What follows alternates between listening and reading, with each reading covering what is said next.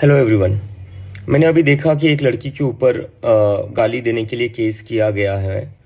तो एक बात तो ये है कि अगर आप केस कर रहे हो गाली देने के लिए, तो उन बीजेपी के आईटी सेल पर कब केस किए जाएंगे जो इतने सालों से लड़कियों को गंदी गंदी गालियां ऑनलाइन दे रहे थे। क्या क्या शब्द इस्तेमाल नहीं कर रहे थे वो लड़कियों के लिए, कहीं से भी वो इज्जत नहीं कर रहे थे लड़कियों की। और वो लोग प्राउडली अपने बायो में लिखते थे फॉलोड बाय पीएम मोदी। ऐसे लोगों ने लड़कियों को गंदी गंदी गालियां दी है, उनके ऊपर केस कब होंगे।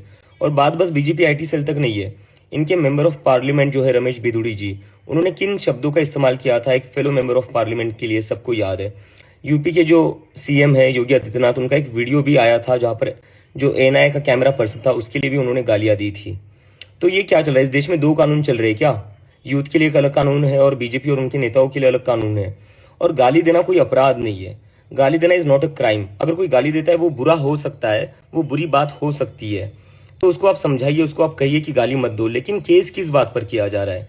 अगर गाली देने पर केस करना पड़े तो सबसे ज्यादा केसेस जो होंगे वो बीजेपी आईटी सेल पर होंगे, क्योंकि सबसे ज्यादा औरतों को गंदी गंदी गालियां उन्होंने ही दी है। और बीजेपी के नेताओं पर होंगे जिन्होंने इतनी गंदी गालियां इतने सालों से दी और पार्लियामेंट के अंदर भी दी है।